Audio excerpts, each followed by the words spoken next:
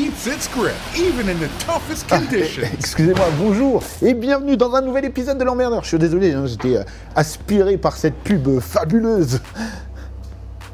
Comment ça, quelle pub? Vous rigolez ou quoi? Cette pub. Hi, Phil Swift here for Flex Tape, the super strong waterproof tape. Je suis sûr que vous l'avez déjà vu, je suis sûr que vous... Et au-delà même de l'avoir déjà vu, je suis sûr que vous avez eu envie d'acheter ça. Bah moi aussi, j'ai eu plus qu'envie puisque je l'ai acheté. J'ai acheté ce truc fabuleux parce que en fait ça, c'est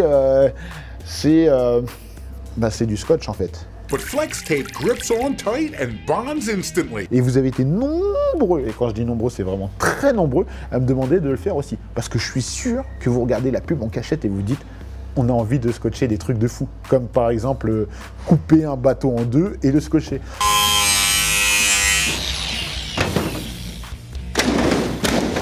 I saw this boat in half. Yeah, doggy! Alors, est-ce qu'on va vraiment couper un bateau en deux et le scotcher et le mettre à l'eau? Ben, bien sûr qu'on va le faire. Mais avant, on va voir ce qu'on peut faire d'autre. C'est vrai qu'il y a des pubs, on a l'impression qu'elles ont juste été faites pour titiller l'emmerdeur. Et le pire, c'est que ça marche. On va voir si ça scotche, par exemple. Ils font un truc où il y a de l'eau qui jaillit. Il fait comme ça, le mec. Je vous jure, il fait comme ça. It welds itself to the surface, instantly stopping the toughest leaks. Vous savez quoi? Il m'a énervé. On va voir si on se fait barber ou pas. Donc, première expérience. C'est la plus facile. Hein. J'ai envie de te dire, si là, ça marche pas, on abandonne direct. Mais non, on va pas abandonner. On n'abandonnera rien du tout. Hop là, voilà. Attendez, je mets de l'eau. Attendez, je prépare bien mon geste. Attention, ça va être du one shot.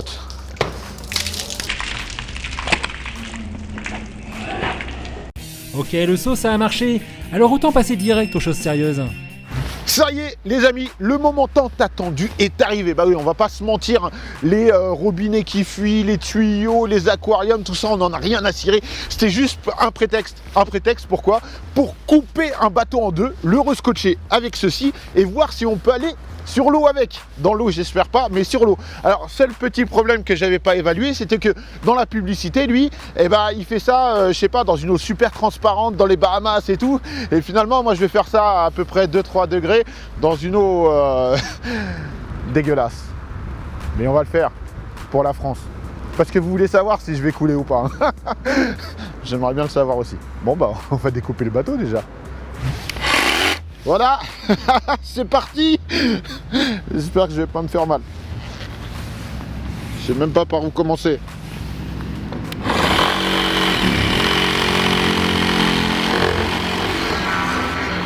C'était un peu ambiance massacre à la tronçonneuse ce jour-là sur les bords de Seine. On sent la tronçonneuse, mais massacre un peu quand même. Première étape terminée, on l'a coupé en deux, on l'a scié, tout s'est bien passé jusqu'ici. Maintenant, on va le scotcher. Bref, il était un petit navire qui n'avait jamais navigué, oui c'est sûr. Mais une fois scotché, ça va le faire, non? À mon avis, franchement, ça va le faire. Je suis archi rassuré, l'eau elle doit être à -2 ou -3 degrés. Pas de souci. En tout cas, il s'est appliqué, Seb, hein. En même temps, il était motivé, hein. C'est lui qui va embarquer. Ah ouais, easy.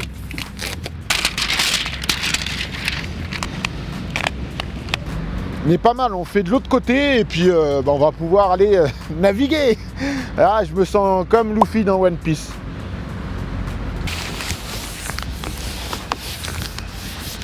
Voilà, je pense qu'on est prêt. Je sais pas si vous êtes prêts, mais moi je ne le suis pas. J'ai mis ma capuche parce qu'il fait assez froid, hein. Il y a du vent. Écoutez, on y va, hein. Je sais pas comment on va se débrouiller. On le fait dans les conditions du direct. C'est-à-dire que j'ai pas de gilet de sauvetage. Si je me noie, ce sera en direct. Bon, je sais nager quand même, hein, mais bon. Voilà.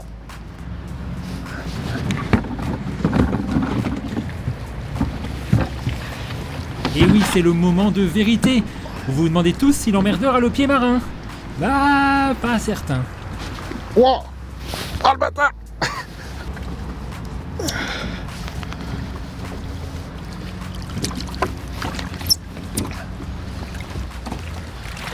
Bon alors, et ce scotch magique? Hey! Pas mal! Ah bah non, ça prend l'eau.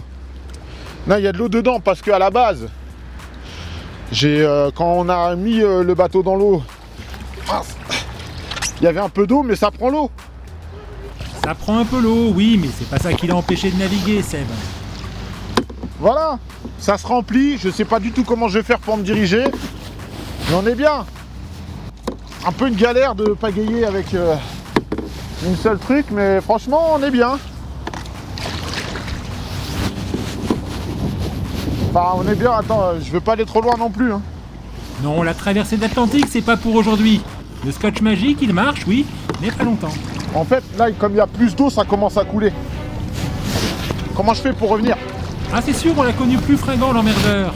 Alors, va-t-il réussir à regagner la berge? Bah oui. Bon, alors en fait, je vous disais, franchement, ça marche et tout. Mais non, regardez, d'un coup, la barque, elle s'est remplie d'eau. Donc finalement, c'est pas si efficace que ça.